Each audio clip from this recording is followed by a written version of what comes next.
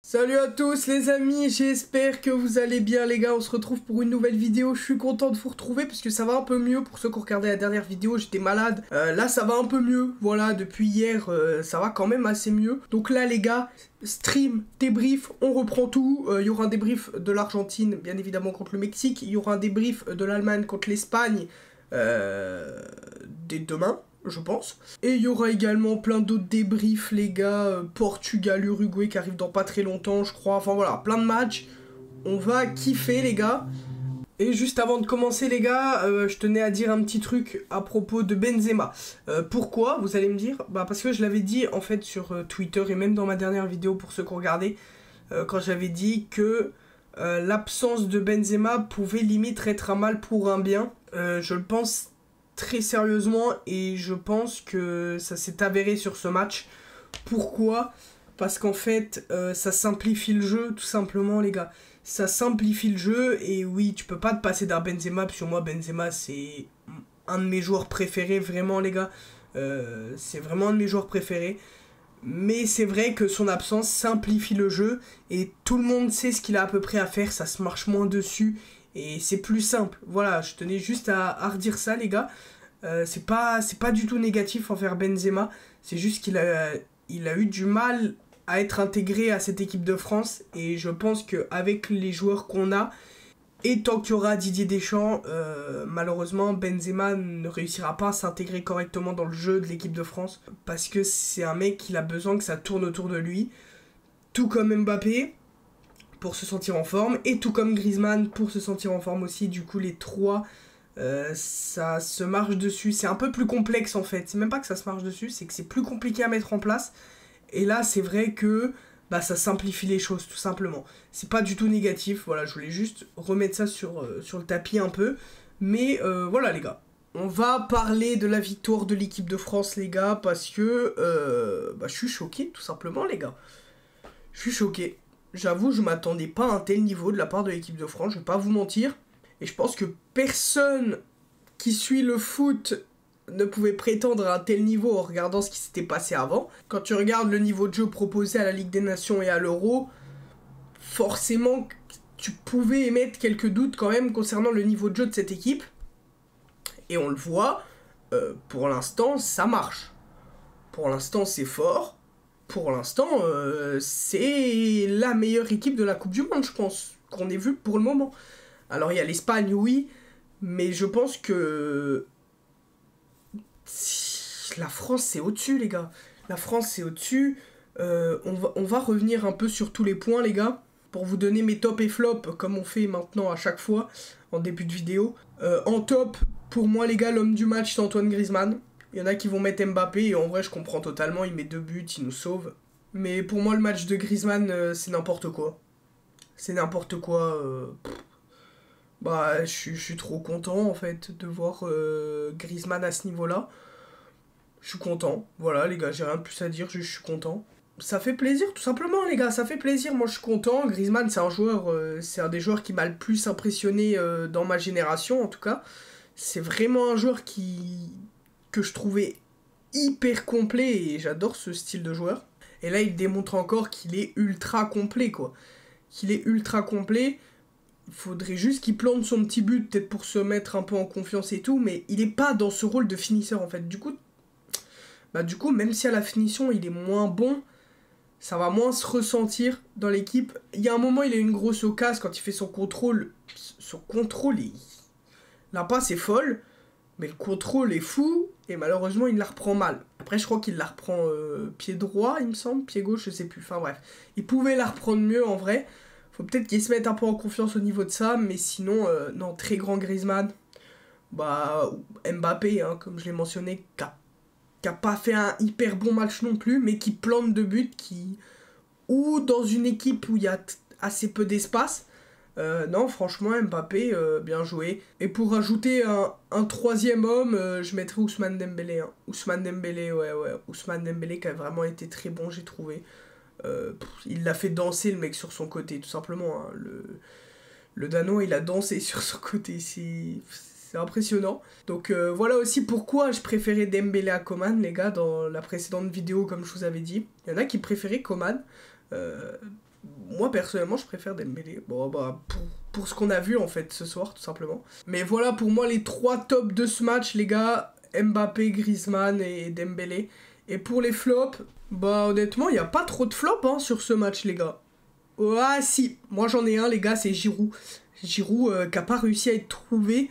Il a pas réussi à se créer des occasions, il est sorti assez tôt quand même. Mais ouais non, on avait du mal à le trouver Olivier Giroud. Donc ouais, s'il doit y avoir un petit flop, je mettrai lui. Après c'est pas non plus... c'est pas le flop de l'année non plus, il a pas été désastreux. Mais il a pas touché énormément de ballons il me semble. Donc c'est vrai que ça a été un peu plus compliqué à ce niveau-là. Mais bon, c'est un bon match de la part de l'équipe de France. Maintenant on va revenir point par point sur beaucoup de choses. Bon, une très bonne mi-temps dans l'ensemble, j'ai trouvé. La première mi-temps est assez bonne. Juste peut-être un manque d'occasion franche, un manque d'occasion directe, un manque de danger pour le gardien danois, tout simplement. On n'a pas réussi à le mettre en si grand danger que ça. Ça manquait peut-être d'occasion franche, mais sinon, honnêtement, la première mi-temps, elle est clean de la part de l'équipe de France, j'ai envie de vous dire, elle est clean. Même très clean. Donc... bah, c'est parfait. Mention aussi à Deschamps. Merci, monsieur Deschamps. Pourquoi ? Parce que Mbappé ne tire plus les coups de pied arrêtés. C'est Griezmann qui tire tout.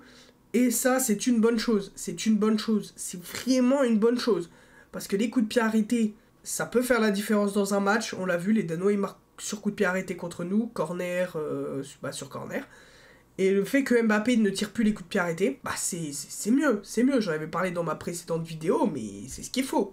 Et ça peut que aller mieux. Mbappé, les gars, qui se fait bloquer, tu sens qu'à chaque fois qu'il avait le ballon, ça venait à 3 sur lui. Enfin, ils essayaient de museler un peu Mbappé. Sauf que le problème, c'est qu'on passait du coup beaucoup par le côté droit. Et Ousmane Dembélé, bah c'est limite pareil, quoi. Il leur fait tourner la tête, les gars. Et c'est absolument aberrant d'avoir...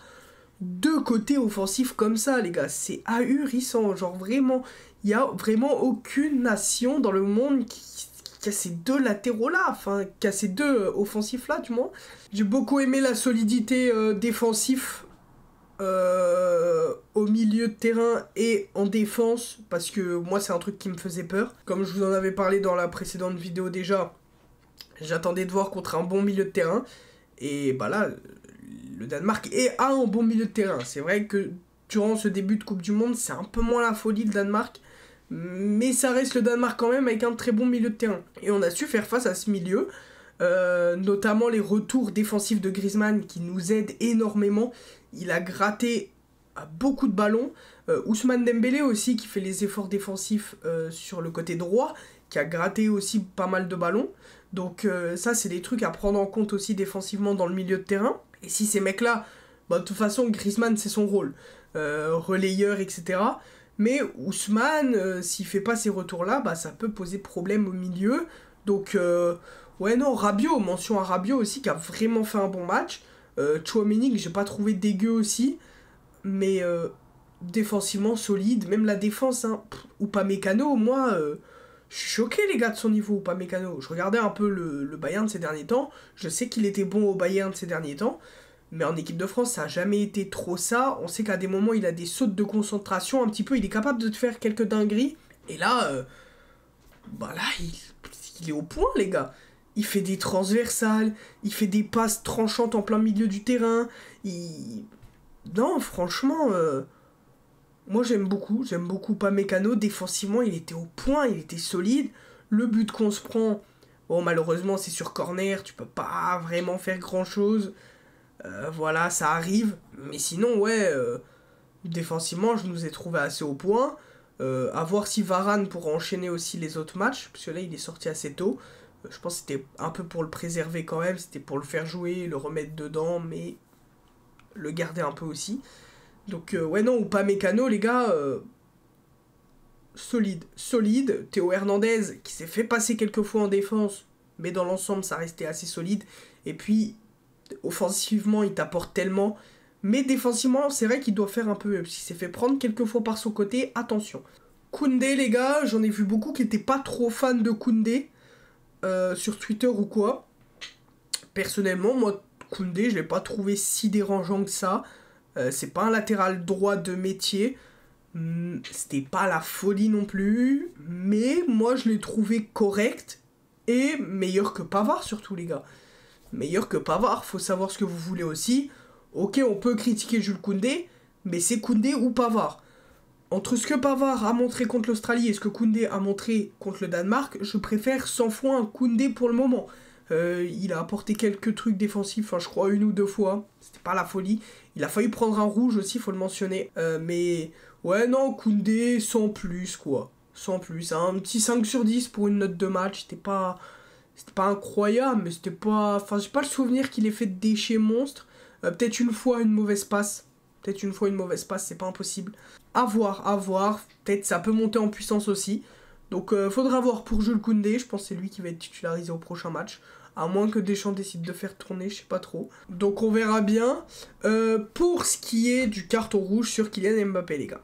Pour l'action de Kylian, où vous savez, il allait partir au but. Est-ce que c'est rouge ou pas? Pour moi, ce n'est pas rouge. Je vais vous expliquer pourquoi. Parce qu'en fait, le mec qui le prend, qui l'accroche, déjà n'est pas le dernier défenseur. Il y a 2 mecs à côté de lui. On sait tous, et même l'arbitre il le sait, que si Kylian y part, personne ne le rattraperait. Je dis bien personne. Même si les autres étaient un peu devant, personne ne pouvait le rattraper littéralement. Mais en fait, tu peux pas te dire ça. Quand t'es arbitre, tu peux pas te dire ça. Pourquoi? Bah, parce qu'en fait, tu vas pas juger sur ce que le joueur peut apporter. Enfin, comment expliquer? Nous, on sait tous que Mbappé, s'il partait, il partait. Mais, peut-être que... Enfin, en théorie, les 2 joueurs à côté peuvent le rattraper. Donc, ce n'est pas rouge, parce que ce n'est pas le dernier défenseur. Vous voyez ce que je veux dire? Enfin, je sais pas si vous captez, mais... C'est un peu dur à expliquer, mais pour moi, ce n'est pas rouge, en tout cas. Pour moi, ça mérite juste un jaune. Voilà, si Mbappé y passe, oui, il part au but. Mais en fait, tu peux... Enfin, c'est parce qu'on connaît la vitesse de Mbappé aussi. Est-ce que si tu mets Olivier Giroud à la place de Kylian Mbappé, est-ce que tu mets rouge? Pour ceux qui disent de mettre rouge sur Mbappé, tu vois, est-ce que tu mets rouge? Bah, tu vas dire, bah non, parce qu'il y avait encore peut-être peut-être, c'était pas le dernier défenseur, en fait. Et pour moi, ça va dans ce truc-là. Faut pas se fier à la vitesse de Mbappé, en fait. C'est un peu compliqué à expliquer, je pense qu'il y en a qui me comprennent. En tout cas, c'est ma vision des choses, et c'est comme ça que je le perçois. Peut-être c'est pas la meilleure truc, mais en tout cas, c'est comme ça que je le perçois, personnellement. Donc voilà. Une deuxième mi-temps beaucoup moins rythmée. On se prend un but sur corner. Sinon, ouais, le Danemark s'est créé 2-3 occasions. Une frappe sur Loris qui l'arrête. Quelques frappes rasantes du poteau. Ouais. Je sais pas trop quoi penser de cette deuxième mi-temps. Je pense pas qu'elle soit si folle que ça, honnêtement. Peut-être dans les 20 dernières minutes où c'était un poil mieux. C'est vrai que l'entame de la seconde période n'est franchement pas fou. Malgré ça, t'as été mis en danger quand même quelques fois. Enfin, je sais pas trop quoi en penser pour le coup de cette deuxième période. Je pense pas qu'elle soit hyper satisfaisante pour le coup. Malgré que tu remarques un but. Et puis comme je l'ai dit plus tôt, le but sur corner, tu peux pas trop faire grand chose honnêtement. Ça c'est compliqué de faire un truc. Je pense qu'il n'y a pas trop grand chose à dire sur cette deuxième période les gars. Je vois pas de truc à redire pour le coup. Donc écoutez, moi je pense qu'on va se laisser là les gars. N'hésitez pas à me dire dans les commentaires ce que vous avez pensé du match, surtout. Il y aura un débrief du match contre la Tunisie mercredi. Voilà. Donc prenez tout soin de vous les gars. On se retrouve tout à l'heure pour le débrief de Argentine-Mexique les gars. Prenez tout soin de vous. A plus dans une prochaine vidéo. Bye tout le monde.